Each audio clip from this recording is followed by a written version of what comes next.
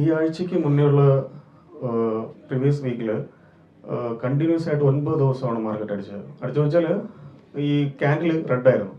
ആ ഒരു സിനാരി ഇടയ്ക്കൊന്നും അടുത്ത് ഉണ്ടായിട്ടില്ല. പക്ഷേ ഇങ്ങനെ വന്നിട്ടും ഒരു സ്വിംഗ് ലോ കീപ്പ് ചെയ്തിട്ട് തിരിച്ച് ബൗൺസ് ചെയ്തു. HDFC ബാങ്ക് ഒട്ടും സപ്പോർട്ട് ചെയ്യുന്നില്ല. അത് 13% വെയിറ്റേജ്.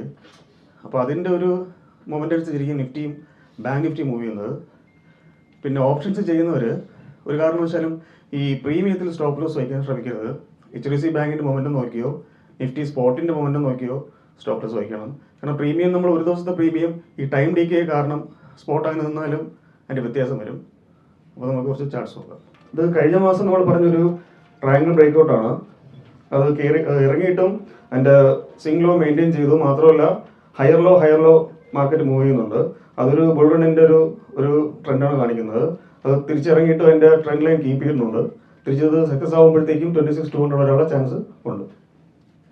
ഇപ്പോൾ ഓൾറെഡി 150 പോയിന്റ് ഗിഫ്റ്റ് ഡൗൺ ആണ്. ഇന്നലെ എടുത്ത ചാർട്ടാണത്.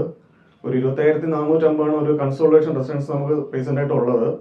അത് കഴിഞ്ഞപ്പോൾ സപ്പോർട്ട് ഉള്ളത് 20 EMA വരുന്നത്. എക്സ്പോണൻഷ്യൽ മൂവിങ് ആവറേജ് വരുന്നത് 25K ആണ്. അത് സപ്പോർട്ട് കിട്ടും തന്നെയാണ് വിചാരിക്കുന്നത്. ഒരു ഗ്യാപ് ഡൗൺ ആയാലും തിരിച്ച് ബൗൺസ് ചെയ്യുമെന്ന് വിചാരിക്കുന്നു. ഇത് നമ്മൾ ടോട്ടൽ ഫോളിൻ്റെ ഒരു റീറ്റേസ്മെന്റ് നമ്മൾ കഴിഞ്ഞ 3-4 മാസമായിട്ട് ഫോളോ ചെയ്യുന്നതാണ്. അപ്പോൾ അത് സ്റ്റിൽ വെൽ എബോവ് ആണ്. 24,500 മുകളിലാണ് ഇപ്പോഴും നിൽക്കുന്നത്. അപ്പോൾ അതൊരു പോസിറ്റീവ് സൈൻ തന്നെയാണ്. ഇത് റീസെന്റ് ഫോളിൻ്റെ ഒരു റീറ്റേസ്മെന്റ് എടുത്താണ്. അത് നോക്കിയാലും അതിന് മുകളിൽ തന്നെയാണ്. 61.8ന്റെ മുകളിൽ തന്നെയാണ് നിൽക്കുന്നത്. 25,161. അതും ഒരു പോസിറ്റീവ് സൈനാണ്. ഇത് നമ്മൾ ലോങ് റണ്ണിന്റെ നിഫ്റ്റിയുടെ ചാർട്ടാണ്. സ്റ്റിൽ പല ഫ്ലക്ച്വേഷൻസ് അങ്ങോട്ടും ഇങ്ങോട്ടും ഉണ്ടായിട്ടുണ്ടെങ്കിലും മാർക്കറ്റ് ട്രെൻഡ് ക്ലീൻ ബുള്ളിഷ് തന്നെയാണ്. എങ്ങനെ നോക്കിയാലും ഇത് ഭയങ്കര നന്നായിട്ട് എനിക്ക് ഇഷ്ടപ്പെട്ട ചാർട്ടായിരുന്നു. വെച്ചാൽ നല്ല രീതിയിൽ മാർക്കറ്റ് ബുള്ളിഷ് തന്നെയാണ്. അപ്പോൾ എപ്പോഴും ഡൈവേഴ്സിഫൈഡ് പോർട്ട്ഫോളിയോ കീപ്പ് ചെയ്താൽ നമുക്ക് ബാലൻസ്ഡ് ആയിട്ട് നിൽക്കും. എല്ലാ സെക്ടറും ഒരുമിച്ച് കയറത്തില്ല. ചിലപ്പോൾ ഡിഫൻസ് ആയിരിക്കും, മെറ്റലായിരിക്കും, IT ഭയങ്കര വീക്കാണ്, ബാങ്ക് PSU ഒക്കെ ഇച്ചിരി ബുള്ളിഷാണ്.